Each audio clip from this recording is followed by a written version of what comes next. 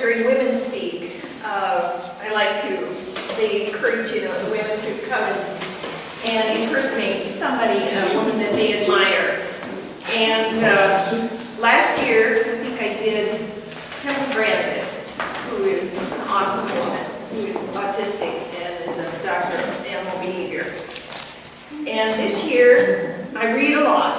I read tons of stuff, and I came across a couple of books by a woman named Anne Hersey Alley. This is one of her books. It's called Nomad. Her first book was The Caged Virgin. The second book was Infidel. These are fascinating books. She is about 46 years old, born in 1969 in Mogadishu, Somalia. Her mother is the daughter of nomadic people, her father too. Her mother did not get an education, her father did. And he became involved in politics in Somalia on the wrong side. He was jailed for his beliefs and practices, and escaped at some point and moved the whole family from Kenya to Saudi Arabia. So she grew up on the move. And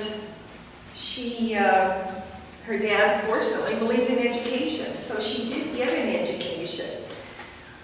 In their culture, their Islamic culture in Africa, especially, I guess, they still have, they do some things that we can hardly believe. Female genital mutilation is something that happens to 5-year-old little girls over there. Her folks did not believe in it, but while Dad was in prison and Mom was off probably trying to make a living somehow, Grandma got a hold of her and brought in the folks who do it and performed the ceremony on her. But anyway, they exiled to Saudi Arabia. She got an education. Her father wasn't quite as modern as she had hoped. He betrothed her to an older man of their tribe who lived in Canada. And when she was 21, she was going to be shipped off to Canada to marry this old guy. Well, by this time, she had some thoughts of her own. And when there was a stop in Germany, she got off and asked for asylum in Germany and decided something gave it to her, or she decided to go on to the Netherlands. So she ended up in the Netherlands, applied for citizenship, and got her master's degree from the Leiden University in the Netherlands in political science. And she had to work her way through school. She was an interpreter for the government for all of the immigrants who were coming to the Netherlands from her countries. Somewhere along the way, she decided Islam was not for her. Her family denied her.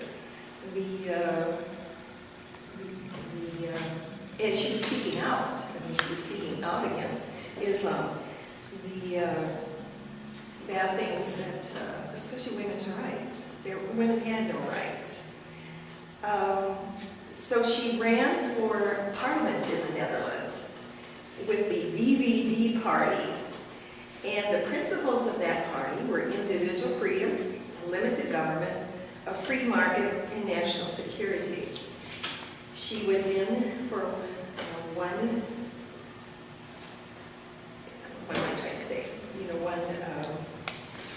term, thank you. And when she was running again, her opponent did some little investigating and found out that she had lied on her application to become a citizen of the Netherlands because people were looking for her. She was in danger. So she had changed her last name because their names usually, her very own original name is Anne Hersey, was her dad's name. Megan was her grandfather's name. Ali would have been the great-grandfather's name. She had to break that naming to try to throw them off a little bit. Well, anyway, her opponent says, you lied on your application, too bad. So, and they denied her citizenship, but then she fought it, and they did give it back to her. But by this time, she had decided that she wanted to come to the U.S. One of the reasons, she made a documentary about women and their lost their no rights in the Netherlands, in some cultures, with Theo van Gogh. He was killed by an Islamic nationalist for making that movie, and it was called Oppression, and she was threatened. So that the Dutch government provided her with bodyguards 24/7 until she left the country. Decided to come to the U.S. She now is here. She works for the American Enterprise Institute in Washington, D.C., which is a think tank, which publishes its views on policy. It does not write policy. She is now married. She has a child. She also has 24/7 bodyguards in this country. Her philosophy of life she learned while she was at Leiden University in the Netherlands. The Enlightenment. Did the Enlightenment come after the Renaissance? But the 5 basic tenets of the Enlightenment: critical thinking, using facts instead of faith, evidence instead of tradition. Everyone is assumed to be capable of acquiring knowledge. Individual freedom is needed to pursue the truth. And the state has this is a weird one, I gotta think about this one. The state has the monopoly of violence in society. And that sounds strange. Idea being, leave it up to the state, to our government, to deal with outside aggression, to deal with violence between citizens, and have checks and balances to control that abuse of power. I guess as opposed to everybody fighting each other individually, using rule of law to get things settled. Everyone has property rights. Rule of law is how she feels.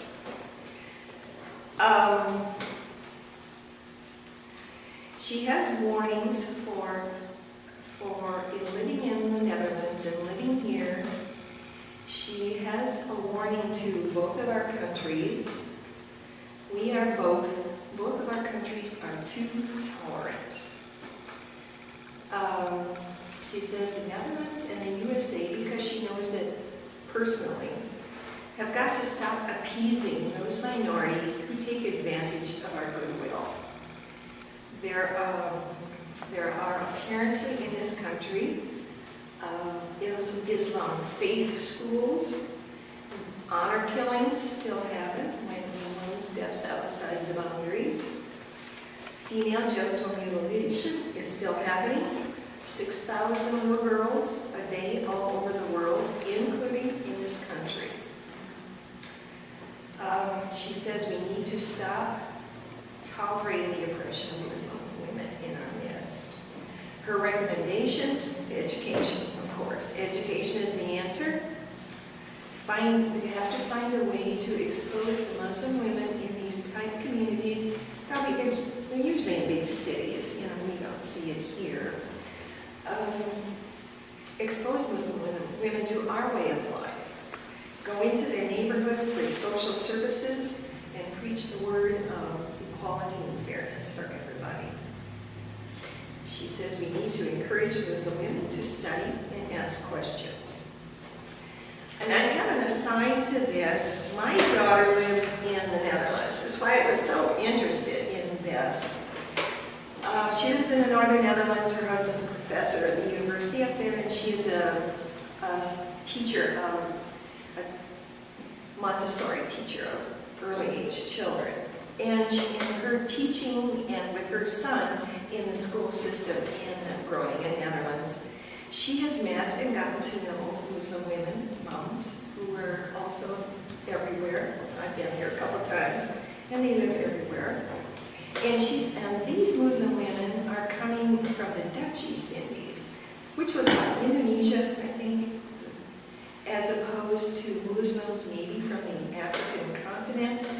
Because she said, the subject has come up, and she says, those women tell her that does not go on in their culture in the Netherlands. And maybe it's more of an African Muslim thing. I don't know. I've got to look further on this, study some more. But she does a lot of speaking around this country. Sometime you may hear her name. The Muslims are always trying to shut her down. But she's a very brave woman, and she's going to continue on. I just think she's very cool. Wonderful. It's for the music business, and a group of us girls got together one night, and we're having a little fun. And Jeannie Seeley, who is a country singer, and has the distinction of having appeared on the Grand Ole Opry more than any other female performer, showed up to party with us that evening, and she gifted us all with a copy of her book. Mine was pretty beat up. Pieces of a Puzzled Mind. And Jeannie is pretty witty, and so she put this book together, and we all sat around and drank too much and read too much and giggled too much, and so I'd like to share a few giggles with you now.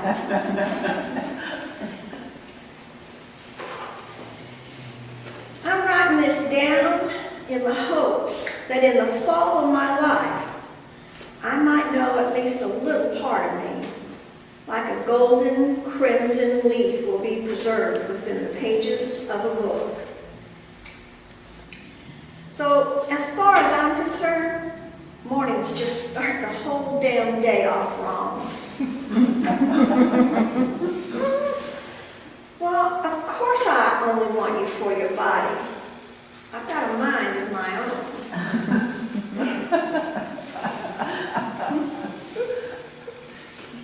Actions speak louder than words, but when money talks, everybody listens. One night, all my dreams came true, but I slept through it.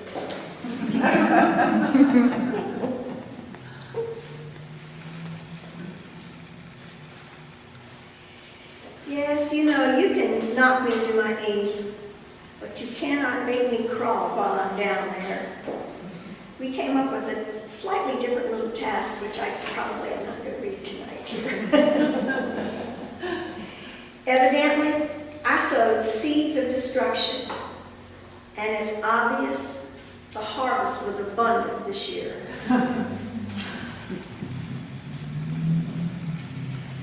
I almost reached the breaking point, but my heart beat me to it. I finally succeeded in destroying myself, but I couldn't have done it without you. Wouldn't it be great if crying helped and tears felt as good as a shower? They say everyone marches to the beat of a different drummer. Well, I'm looking for a drummer who beats the way I march. And an ex-husband is one mistake you don't have to live with.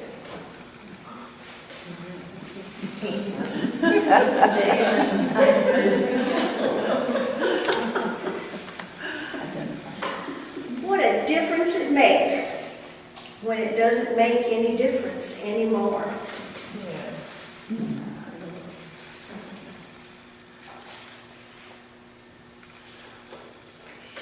It occurred to me the other day that most people write down what they want to remember. Songwriters write down what they want to forget.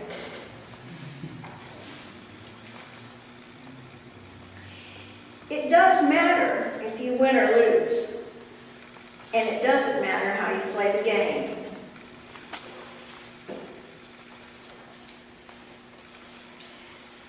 If it's true you only remember the good, then I should be forgetting you real soon. I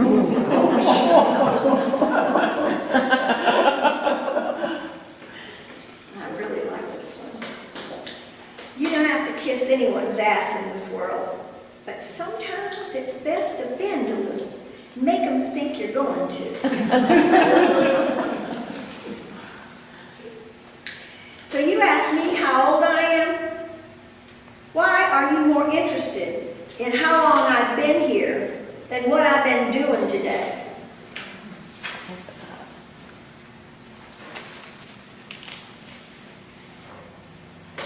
Once I have loved you, I'll never leave you.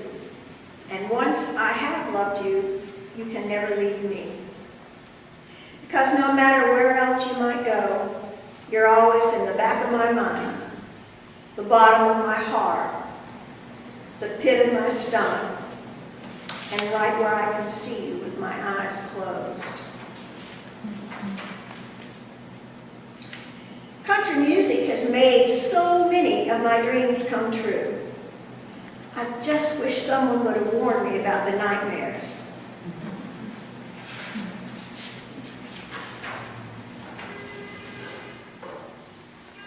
As far as I can tell, where my career is concerned, I'm somewhere between cold and being a legend.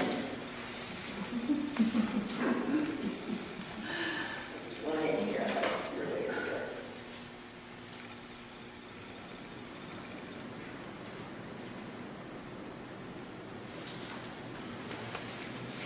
If God had made me something other than a person, I would have been a daisy. Daisies don't have to be pampered.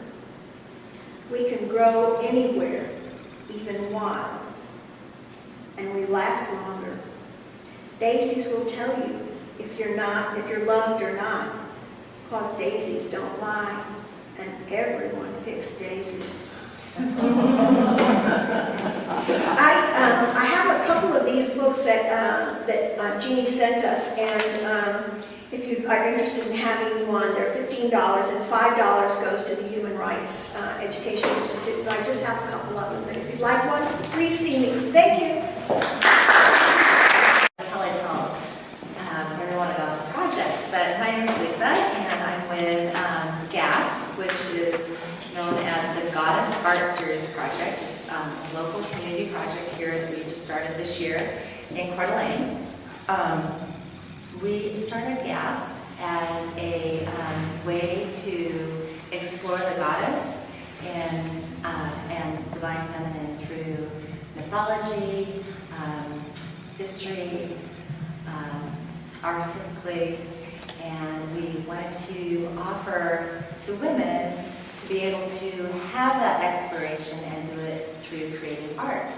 So that's how we ended up creating the Goddess Art Series project. In essence, the project started in January and will wrap up in December for this year. We have had one class per month on a different type of art with a different theme and goddess or goddesses that surround that theme. To give you an example, this next month in April, the theme is empowerment, and we will have Judy Minter doing vessels out of paper mache. And so you can look at the vessel as being your womb, something that we carry. And so that will be the art project or the art class that we'll have for the month of April. It'll be at the Blue Door up at Frey, and so we're real excited about that. But we're just getting, because we started it really right at the beginning of the year is when it started its creation, so we're trying to get the word out, and the idea is that we'll have an exhibit in the early part of 2016, and we'll probably tie it in with, our hopes is that we'll tie it in with Art Walk and have some of them come. So it'll be an exhibit where it'll be the works of all the participants from the class, anyone that wants to participate in the exhibit, and then anyone else that is just interested in exploring the goddess and divine feminine through art can also submit any types of art to be part of this exhibit. And so we're hoping that it'll give women an opportunity to, explore the goddess, which we just haven't had that opportunity to do probably as much as we would all have liked. So it's also inclusive, so it's open to all women in all walks of life. It's not, it doesn't have necessarily a religious connotation. We're really opening it up, like I said, to, looking at all the different aspects of the goddess and divine feminine. So we've got a couple other little projects, or I shouldn't say little, we've got other projects that we're starting to do that are community-based that will also be part of this exhibit, and one of them is the Continuum. So I'll probably tell you all about that. I'm going to tell you about it. It's not something I started, it's something that Chelsea and Kim started together. So basically it's about celebrating the feminine and connecting the feminine to the feminine. And so it symbolically is a web. A web is a feminine symbol, and you can come in and bring in your yarn or choice of whatever you want to weave and join it into the weave. Join it with another loose piece of yarn or string or ribbon, whatever you choose to bring.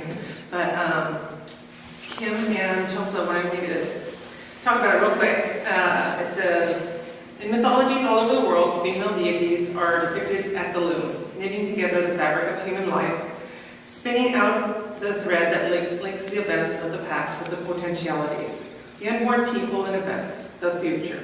Thus, the strategy of the web of weaving acknowledges the importance of what Frances Heisenberg called the continuum, that sense that one is part of what has gone before and of what will follow. This is quoted from Sally Helgeson in The Female Advantage, Women's Ways of Leadership.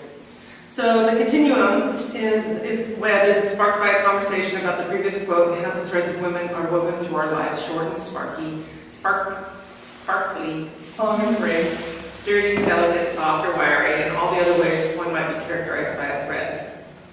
This is a community art piece supported by the Goddess Art Series project and illustrating the connections of women in this greater region of Coeur d'Alene. This web is traveling to the circles of women at different events where women are given the opportunity to add a thread or connect themselves symbolically to other women in the community. Those they know or don't know, those they've helped or been helped by, those they love and those they don't, but all by one continuous string connected into it. So in a sense, we are, I think what I'm going to get out of the Goddess series, because I've already gone through that. I mean, I'm doing art for the year, but personally for me, I feel like I have found a community. And that has been very important for me, because we were talking about, like, sometimes you feel, no, it was you. You were a guy. You like hung out with the guys, and the guys were your friends, and you really didn't have your community yet. And so this is where I'm saying it's coming to a nice little bubbling. So, yeah. So we brought yarn. If you would like to participate, please do. Just This one is, and I apologize, I don't have paper money with me, so I apologize, but pretend that we have paper money. Let's take a look at paper money. What do all of these notes have in common beside the color green? George Washington, dollar bill, first president. Thomas Jefferson's on the $2 bill, third president. Abraham Lincoln, 16th president on the $5 bill. $10 bill is Alexander Hamilton. $20 bill is Andrew Jackson. $50 bill is Ulysses Grant. And $100 bill is Benjamin Franklin. A man's face graces each one of these bills, but there is a movement afoot, maybe you've heard of it, called WomenOn20s.org. Yeah, I saw that in the paper after. Yeah. It was on NPR Sunday morning. Was it? Yes, Nice. Oh, Okay. So, there we go. In just 5 years, we are marking the 100th anniversary of the passage of the 19th Amendment that granted us the right to vote. To celebrate this milestone, Women'sOn20s.org is starting now to establish by 2020 a woman's face in a place that has up to this point been reserved exclusively for the men who shaped American history. The $20 bill. This new portrait would become a symbol of greater changes to come. Women's faces have appeared on some coins like Susan B. Anthony and Sacagawea, but they were short runs. Never before, though, has there been a woman's face on our paper money. Women on 20s.org decided Andrew Jackson needed the boot. Although he was celebrated for his military prowess, for founding the Democratic Party and his simpatico with the common man, he also helped gain passage of the Indian Removal Act of 1830, which drove Native American tribes off their resource-rich land into Oklahoma to make room for white European settlers, known as the Trail of Tears. The mass relocation resulted in deaths of thousands from exposure to disease and starvation. Some say Jackson was a fierce opponent of the central banking system and favored gold and silver. So he's an ironic choice to be immortalized on money. What are the rules of putting face on paper money? I thought this was interesting. Established in 1929 by U.S. Code, it says you have to be dead for at least 2 years to have your portrait on government securities. You have to be recognizable to the general public. The Secretary of Treasury may order new portraits and designs shown on U.S. currency. And lawmakers may order a change of portrait or new denomination by an act of Congress. It's about time women on 20 boards has started to change. The final candidates will be submitted to the president. A list of 15 candidates. And you can go online and vote for your top 3. So you need to go online to women on 20s.org and vote for 3. 15 candidates. Alice Paul. She's a fierce crusader, hunger striker, and strategist whose 10-year campaign led to women's right to vote. Betty Friedan, founder of the National Organization for Women. Shirley Chisholm, first African-American woman elected to Congress and first majority Party Black candidate for U.S. president. Sojourner Truth, born into slavery, escaped slavery, and sued a white man to recover her son. Rachel Carson, zoologist and writer that spurred the modern American environmental movement. Rosa Parks, first lady of civil rights, who refused to give up her seat. Barbara Jordan, first African-American elected to the Texas Senate, and the first black woman from the South to be elected to the U.S. House. Margaret Sanger, arrested and tried for disseminating information on contraception, pioneered Planned Parenthood. Patsy Meek, first woman of color elected to the U.S. House of Representatives and first Asian American in Congress. Clara Barton, the angel of the battlefield, brought medical care to the front lines during the Civil War, founded the American Red Cross. Harriet Tubman, born a slave, fled to the north to freedom, then made 19 trips back to the south as an underground railroad conductor, leading some 300 slaves to freedom. Frances Perkins, FDR's fourth-term labor secretary. She was the first woman cabinet member in U.S. history. She introduced the Social Security Act, Civilian Conservation Corps, the Public Works Administration, minimum wage, 40-hour work week, and laws against child labor. Susan B. Anthony, one of our leaders in abolition and suffrage movements. Eleanor Roosevelt, Rita Kahn, First Lady, and spoke out as champion for civil rights and women's rights. And then Elizabeth Cady Stanton, civil women's rights movements. So let's make the names of females disruptors, the ones who led the way and dared to think different. Yeah. So there you go. Does anyone have any questions for Kelly? I have one. Okay. Who presented that? This was from Carol Music. Yeah. I have one down on my desk. Well, Kelly, you did a great job, and maybe we'll be able to get our faces on those dollar bills. Yes. So it's tell us again the name of the campaign? It's womenon20s.org. And check it out. This is not spelled out. Cool. No, 20s is 20, sorry. It is Tuesday. Yes, women20s.org. Go for the top three. Or big three. Wow, there you go. Unitarians.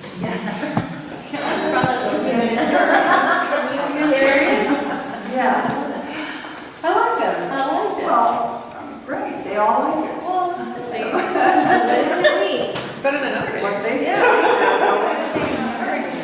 This project is building feminine community. That's where I came up with. So thank you. And as we just said, sure it can be naughty. If you were at the dinner the other night, you know that I've been trying to channel Maya Angelou since she died last year, and I'm going to kind of spending the year memorializing her and her good friend who also died. Well, there was my, I have to dig up again. Never mind. Moving on. Since your age, you do that, you know, you have to move up. Nelson Mandela, I was trying to think of. But anyhow, and so Maya was born into poverty in St. Louis, Missouri, and by 17 she was a single mother. Short time later married and quickly divorced. By 21 was earning her living as a dancer and singer in nightclubs, and did a good job of it. And meanwhile, to earn a living, she was writing cookbooks and advice books and children's books and anything she could write, because she was a writer at heart. And then she started to become an actress. She was nominated for an Emmy Award, and after that started hitting the talk show circuit. But her real fame to the general public, to the common person, was when she wrote the poem for President Clinton's in the second inauguration, On the Pulse of Morning. And with that very week, she became a best-selling author. Her poem became, and everyone after that, a bestseller. But her first book also had kind of put her in the talk show circuit, and that was I Know Why the Caged Bird Sings.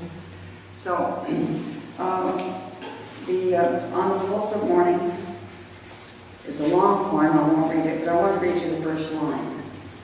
A rock, a river, a tree.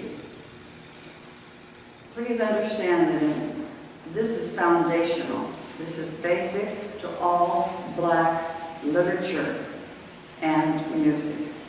A rock, a river, a tree were words in numerous spirituals that Black people sang at their churches, and it was to the rock, the river, and the tree that they gave their laments during the time of slavery, that they looked to for strength and eternal values. And so, as I say, that's 5 or 6 pages long. Can't read it all, but I did pick 2 verses that I thought gave a sense and a feeling of the poem that I'd like to share with you. This is toward the end of the poem. You, the Turk, the Swede, the German, the Italian, the Scot, you, the Ashanti, the Yoruba, the crew, bought, sold, stolen, or riding on a nightmare, praying for a dream. Here, root yourselves beside me. I am a tree planted by the river, which will not be moved. I the rock, I the river, I the tree, I am yours. Your passages have been paid. Lift up your faces. You have a piercing need for this bright morning dawning for you. History, despite its wrenching pain, cannot be unlived.